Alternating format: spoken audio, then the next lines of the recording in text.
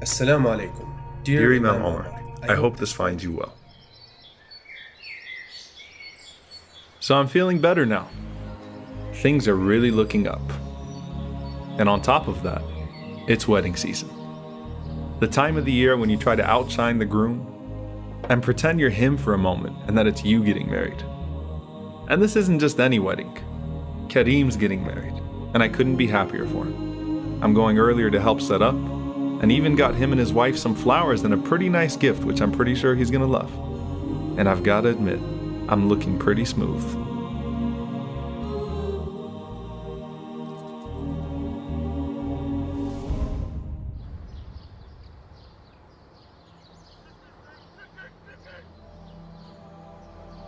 Oh God, here we go again. People seem to mess up my good and bad moments.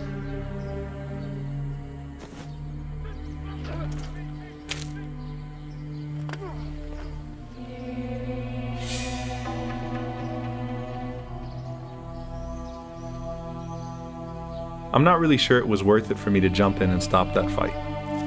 But whatever it was that I was able to prevent, better have been worth my time and my flowers.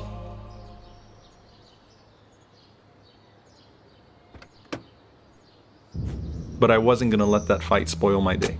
If I have time, I'll just stop by a grocery store and buy some new flowers. The day is still young, and I've got plenty of time to make it.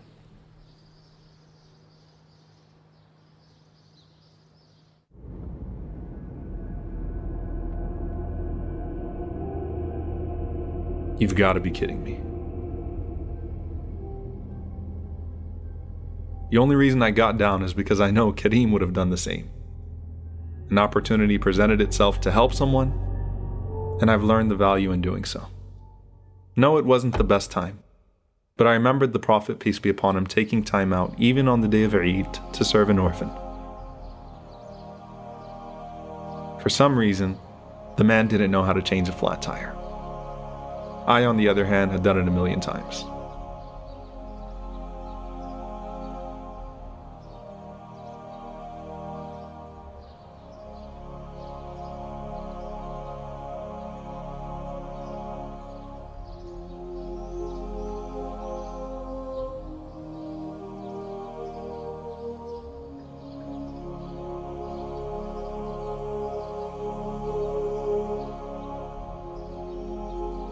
The man was so grateful he actually wanted to take me out to lunch.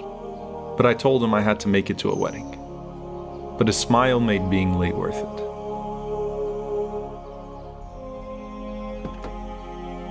You know what? Kareem's gonna have to believe me this time. My appearance makes it pretty clear I wasn't just stuck in a bathroom. No. No, you've gotta be kidding me. Alhamdulillah. My car breaking down here would have literally been the worst thing ever. I've got to get moving now. Hopefully no more unexpected people on the way.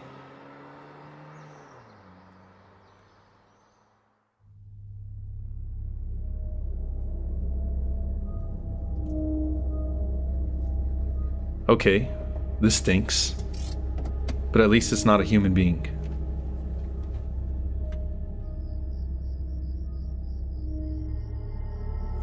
No. God. What more could possibly go wrong tonight? I look like I've been mauled by a pack of wolves now.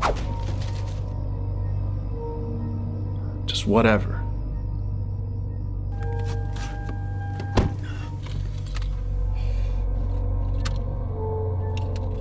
And just when I thought it couldn't get any worse. Why? Why is this happening to me?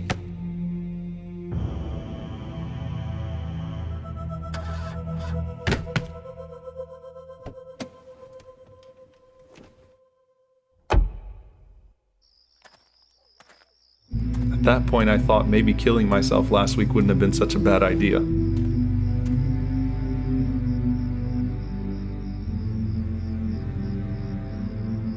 So let me get this straight. I've been helping people all day, getting dirty, and wasting my time, and no one has time for me.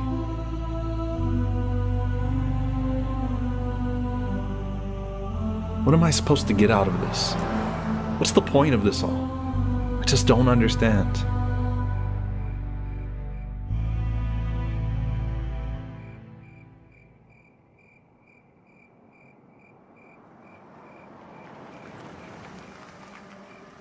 So finally, a guy stops and offers me a ride, telling me I looked familiar.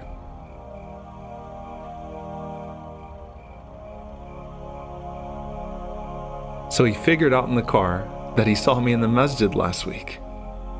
And the craziest thing about it was he was actually on his way back from Kareem's wedding. We really hit it off that night. And he even welcomed me into his home.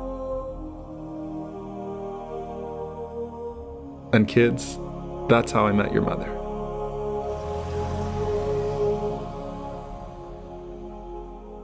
عسى أن تكرهوا شيئا وهو خير لكم. It might be that you hate something and it ends up being the best thing that's ever happened to you. Now here, Ziyara meets his future father-in-law. And it might not always end up that amazing, but at the end of the day, how amazing is the affair of the believer? The Prophet ﷺ said, because anything that happens to him, he's always good, because it's such a liberating experience to submit yourself to the decree of Allah subhanahu wa ta'ala, realizing that sometimes things aren't going to go the way that you plan, and that's better for you.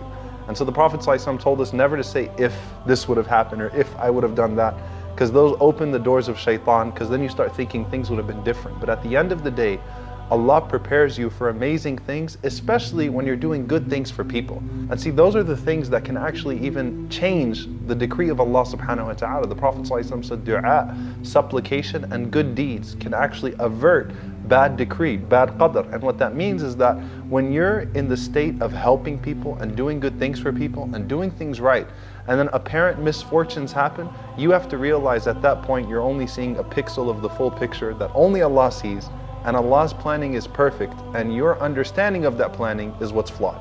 And you submit yourself to that, knowing that it's all going to be okay, and that as long as you're in the cause of your brother, you know that Allah is going to be in your cause as well, and you never know who or what Allah is saving you for.